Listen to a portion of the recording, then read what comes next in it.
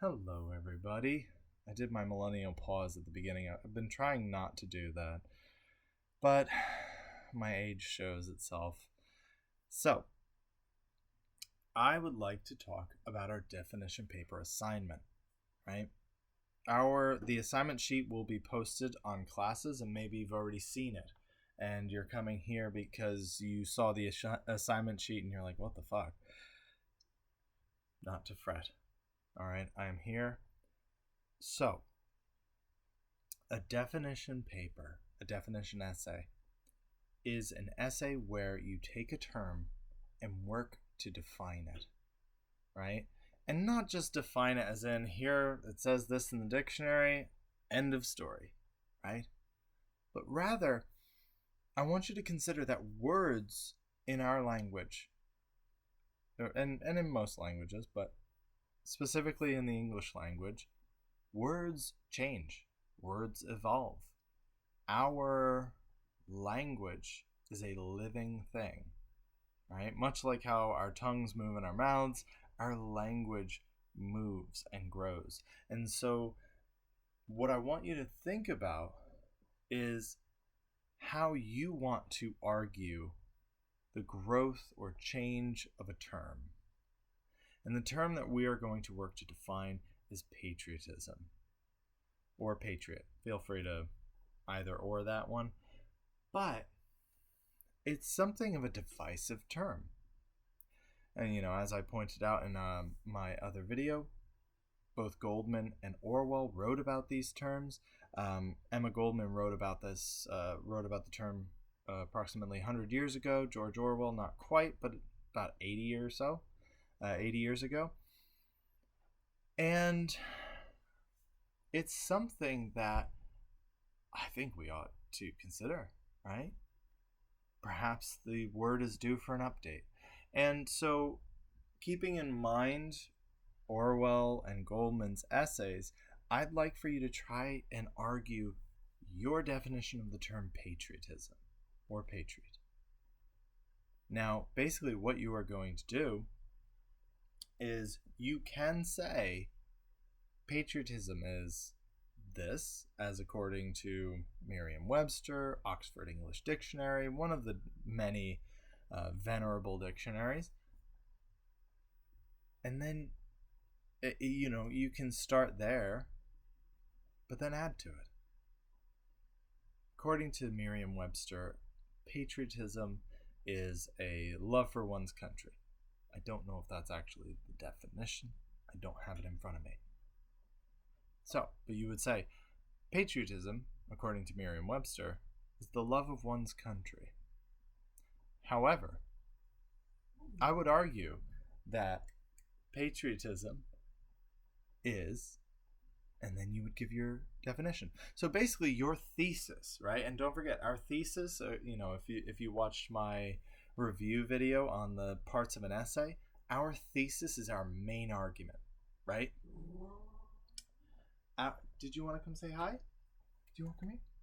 Sorry, my dog's talking to me at the moment. Do you want to come here? Okay, come here. Okay, so this is Hercules, and he likes to make his appearances. So your thesis can be as simple as saying patriotism is, and then giving your definition of the word, right? What's your definition of patriotism? And for many of us, and there's some of us who come from countries that are not the United States, and I've had some really excellent discussions with you about your origins, and feel free to take that into account in your essay, right? Because you have another perspective on what patriotism may or may not be based on your experiences, right? So I want you to consider that, and think about ways that you can define a term, right? He's growling for my attention, and then just as quickly as he comes, he goes. He lost interest. So that was my dog Hercules, and I'm sure you'll meet my dog Speck at some point too. All right. So some of the forms, there's some of the ways, that we can define a term. And I want you to think about how we define words in our own life, right? Because we don't just look up a word in the dictionary, right? There's context. Where is the word, how do we see a word in a sentence? How is it typically used, right? I mentioned in the other video, anytime you approach political debate, especially in this country, other countries, I see it as well, but unfortunately I'm limited by the number of languages I speak. So, but in this country, we oftentimes see within political debate people referring to themselves as patriots, right? So it's almost like within the sphere of political debate, within the context of politics, a patriot is a good thing. But that runs counterintuitive to what Orwell and Goldman say. So surely, so notice there's a contrast there. That's interesting. Contrasts are interesting. There are things that disagree, right? You ever notice that when you're trying to ascertain if someone is lying to you or not, you look for the inconsistencies? So what does it say when there's inconsistencies in the definition of a word? Something to think about. So we have contexts, right? In what ways are we seeing this word used? And, are people using it as a positive thing, a negative thing? We can talk about etymology, right? The origin of the word. And now keep in mind, I don't want you to just be like, oh, the origin of patriot is late Latin into the Greek and the... No, thank you. Only talk about the origin of the word if it is relevant to your argument, right? So if you're like... Sometimes it's really interesting, the origin of a word, because it can actually tell us something about the word that maybe we didn't think of before, right? So these are things to consider, right? So, especially when, for example, many people say that autumn is the proper term for, the season as opposed to fall. Well, I could argue etymologically, fall was what we referred to it for far longer. That season was referred to as fjol back in the Middle English. We only started using autumn because it was Latin based and it made us sound fancy. Etymology is kind of cool. I don't know. That's me. I'm a word nerd. But these are things to think about when it comes to language, when it comes to definition. All right, so we got our context, we got our origins or etymology. What about function? How does the word function? How do we see it function? Right? How do we see patriotism functioning in our daily lives? Right? Is patriotism really something that we only need a federal government in order to have? Like, do we not have patriotism? I mean, personally, I'm a proud New Yorker, but I've never thought of that as patriotism. Is that not the same thing? Is being a proud New Yorker the same thing as being a proud person of the United States? Something to think about, right? So that's our function. How does how do we see the word functioning? Like, how do we see this working? And other forms, so context, etymology or origin, function. Oh gosh, I just Oh, I just had it and I lost it. So function and description, right, is very similar. Description, how it works. These are all ways in which we can define a word. But what I want you to also consider is, how do you figure out what words mean in your own life? How do you use words? Because it's not just the dictionary. Because the dictionary, if you think about it, is the dictionary is not what creates these words. The dictionary just tracks these words, right? The dictionary is just a record keeper. What changes these words, what creates these words, it is us. It's us, right? Obviously, like, Merriam-Webster didn't go and like create the word skibbity toilet for people to just start using. No. Nor did they take the word charisma and say, hey, you can abbreviate this to Riz. Like, these aren't things that the dictionary just set out to do and then we just started doing. No, people started using it, and then, you have something like the dictionary who's like, oh, wow, a lot of people are using this word and they're using it in this way. See, context. Context. And then, so they then track it down. They see how it's used, the context of it or the function of it.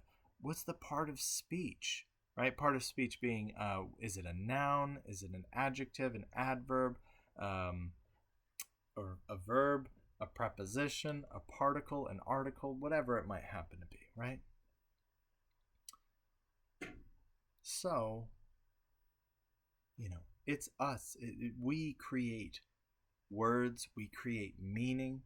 If I were to post this video and create a whole new word or use an older word and try to give it a new meaning, and if everybody who watched this video started using that, and then other people who heard that word being used in that context with that new definition started using it as well, and it spread and spread and spread and spread, then we start seeing our language grow, then we start seeing definitions change, and then Merriam-Webster might take some notice.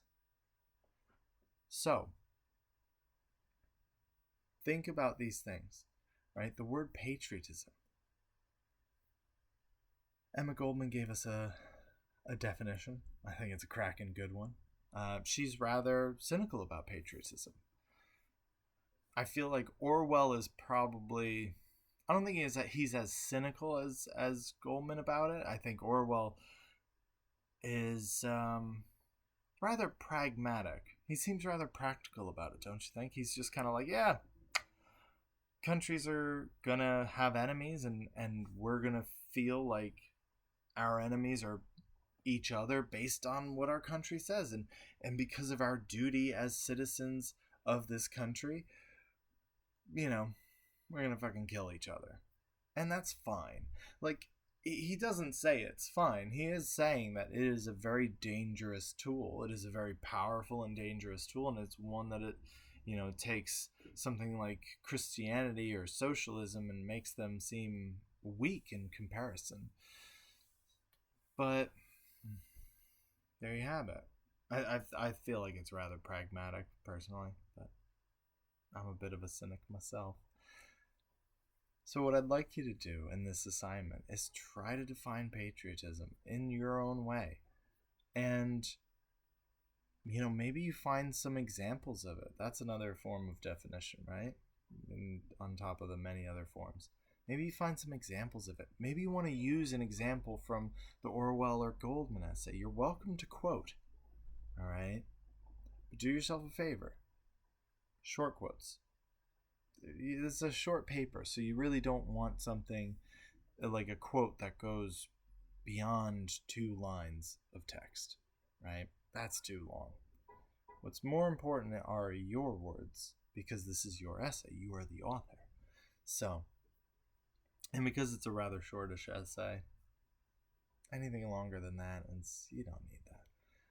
But find some examples, right? Maybe you found an example of a definition of patriot just in terms of a scene from a show. Describe that scene. What about that scene makes it impactful? What about that scene makes it seem like, hey, this scene's a great example for my definition of patriotism? This might be a difficult essay, but don't worry. I'm here to help. And not only that, for our first part of the essay, because I'm trying to break our essays down so that we're not just, I'm just assigning and saying, hey, fucking write an essay out of nowhere. By all means, no. Our assignment, our first part of the assignment with this essay is to create an outline. Now, if I'm able to, I will upload an outline sheet that is serviceable, but hopefully will be helpful for all of you. But I might not be able to have that up this evening. All right. As always, any of you have any questions, please feel free to reach out. I'm here to help. That's what I do. That's my job. And I'm hoping that this was a clear description of what I'm expecting of all of you. All right? Be creative. Don't worry about writing what you think I'm going to want to hear. Okay? I taught a first year writing, or not a first year. I taught a Composition 2 class at Fordham University. And I mean, it was a great group of students, lovely people. But they were taught to write to essentially please the teacher. I don't want that. I think what is ultimately a pleasure for me is if you're writing what you believe. So don't worry about my politics. I'm not going to grade anybody on politics. Just make sure that whatever politics you have, you're treating every person as a person. Each individual is a human being. Right? That's what we do. All right? So we approach with kindness, love, and respect. And otherwise, feel free to write your politics. That's okay. I'm not going to disrespect anybody for their politics. All right? And your grade is going to be your grade regardless. All right? What matters is how you write it. Okay? We're here to learn how to write. All right? And we're here to analyze and critique and criticize and think about these things in a way that we're not just taking in whatever it is that we see in our FYP. We're not, it's whatever's coming up in the algorithm for us. We're not just, digesting it so easily. We're chewing on it. We're thinking about it. We're, savoring it, as it were. I want that's my goal for all of us. Either which way, I hope you all have a lovely weekend and a fabulous week ahead. And as I said before, any questions, just send them my way and I will respond as soon as possible.